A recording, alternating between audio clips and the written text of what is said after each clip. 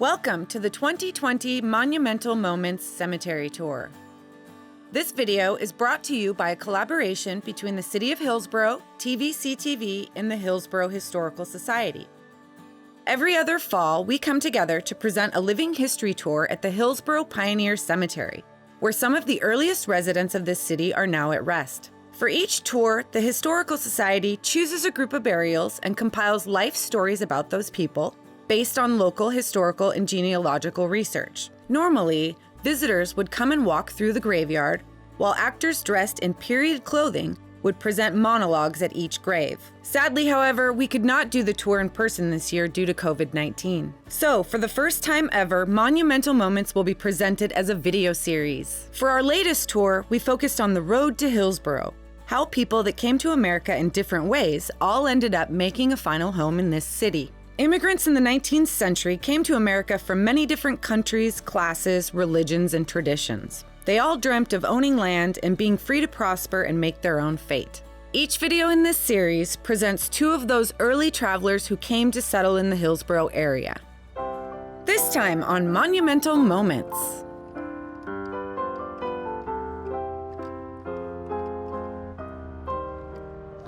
Greetings.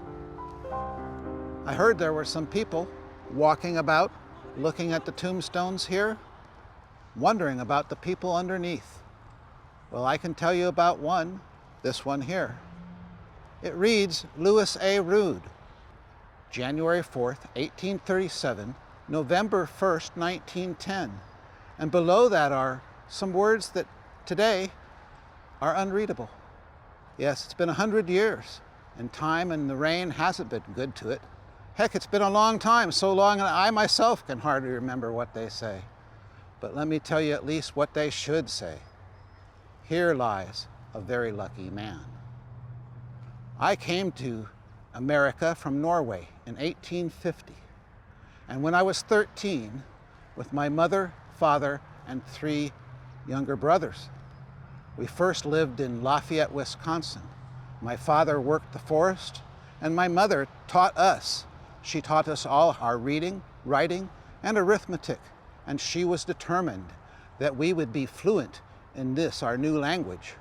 Reading was my favorite, though, and once I had my chores done and wasn't helping Dad, I was usually found curled up in a corner somewhere with a good book.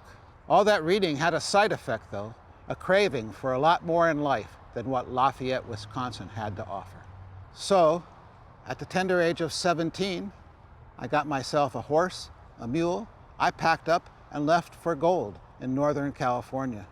I learned a lot and grew and worked hard during my 15 years there. And I found a lot more than a little gold. I found that thanks to my mother, I was smarter and better read and more capable of most men when it came to holding my own in conversations of the day. Why, more than once I settled an argument between 2 gentlemen. And heck, once or twice they even paid me a little for it. But by 1869, it was time for a change. I had heard that the Willamette Valley up north had farming as good as back home in Wisconsin. So up there I went. I looked around and ended up here in the Tualatin Valley in 1869 and bought a fellow's donation land claim with access to the Tualatin River and water rights and a cabin to boot. I settled down there, and for the next year and a half, I called that place my home, and I engaged in the community. And I got lucky one more time when, at a lodge dance, I met the most pretty girl there, Evelyn Stewart. She was the daughter of a pioneer family.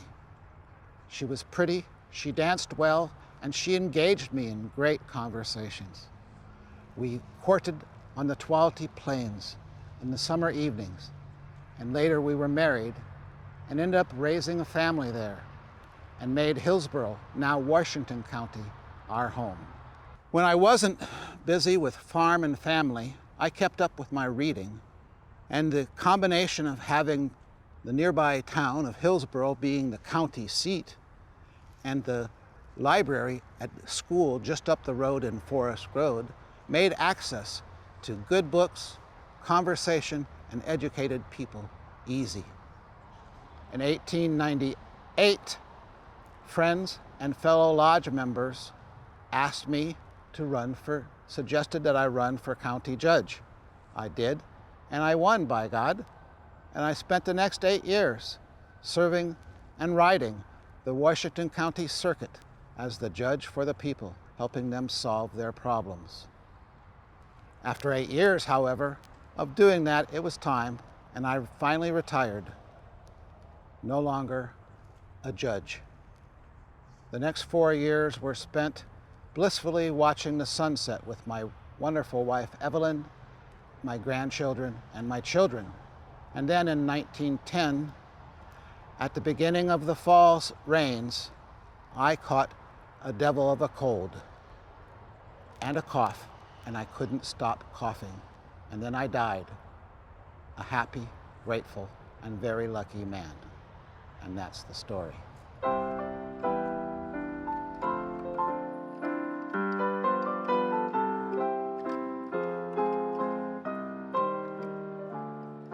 Keep watching to learn about another Hillsboro resident from the past. Vido mare quante bello, spira tanto sentimento, come ciò chi tiene mente, cascetato fai suona.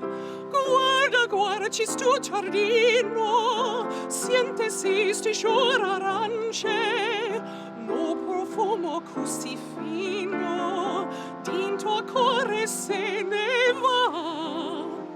E tu dici aperto Dio, ta lontane da sto cuore, da sta terra dell'amore, tieni o cuore non torna,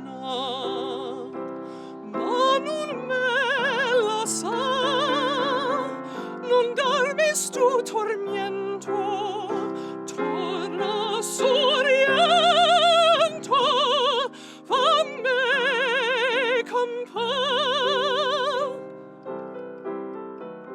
How do you do? My name is John Manzado. My son's name is Cataldo Manzado. We are farmers from Bari, the capital of Puglia in the kingdom of Napoli, Italy. Our land was settled by Spartans who resisted the invasion of Rome. Since that time, we've been invaded by Lombards, Saracens, Sangiovese, Aragonese, Spaniards, French. But all this time, our best relationship has been with Greece. In fact, our church has a relic of St. Nicholas, provided to us by Myra in Lycia. We've never been terribly close to Rome. We've always been closer to Byzantium. I was born at the start of the Risorgimento, the unification of Italy.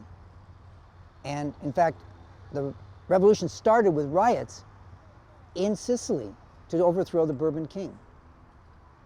When the nationalization was done, we were unified, the North got all the benefits. They got the industry.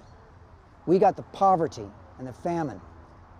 In fact, we didn't even get clean water. We were reduced to eating weeds. You know the tomato.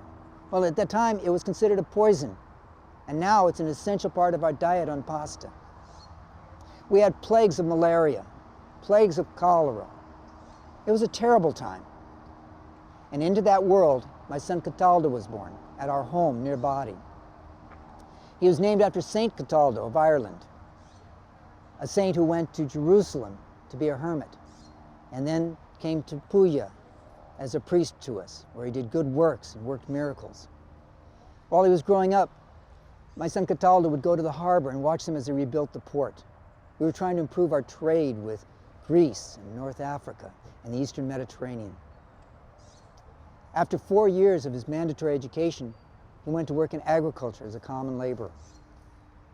He married Coletta Grassi. They had my grandchild.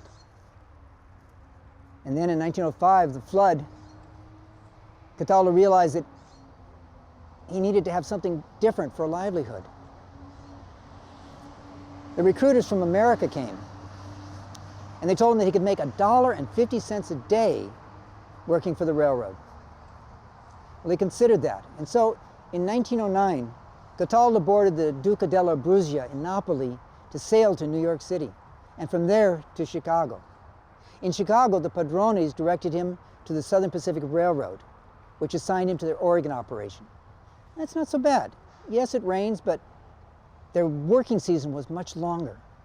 And if you worked, you got paid. If you didn't work, you didn't get paid. If you were sick or if you were injured, you didn't work, you didn't get paid. And if you complained, you were fired, and you never worked again. Cataldo was a trackman on the railroad between Hillsboro and Carnation. He lived in a boxcar with 20 other men. It was rolled down the road to wherever they were working. But it had no heat, and they had to cook their own food. So they could buy their food from the commissary, but there was an extra markup on that. Then, about Christmas time, it was the end of the working season, so the railroad paid Cataldo for his past wages, and they fired him because there'd be no more work. But they did let him stay in the boxcar so long as he continued to pay rent. We thought that he'd be sending money home, so we waited. And we waited. And then we learned there'd been an argument over cards. And Cataldo, I think, found someone that was cheating, and that he stood up to them, and that he insisted that they return the money that they'd stolen from him. Instead, he grabbed a mattock, he hit Cataldo over the head, and he bled to death. And then he ran away. In nomine di Bastardo e Tommaso Benedito. Cataldo was dead. His wife was a widow. His son was an orphan. All I have was a picture that was taken before he left. And he lies in an unmarked grave somewhere in Oregon. Arrivederci. Ciao.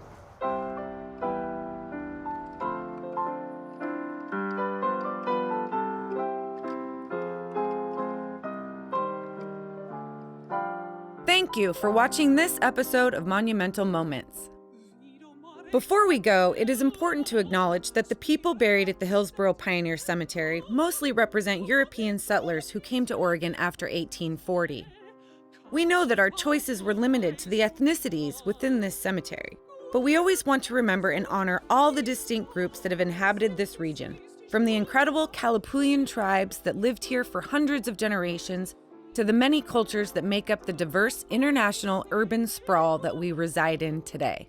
Every single person has a different life story, but learning about one another and connecting to our shared past reminds us that we may not be so different after all. Stay tuned for the next episode of All Roads Lead to Hillsboro.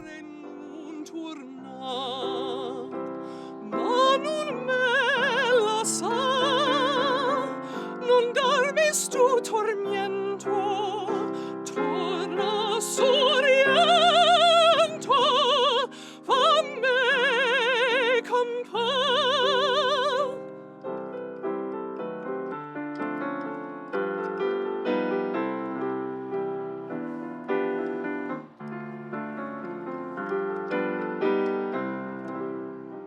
E tu dici a parto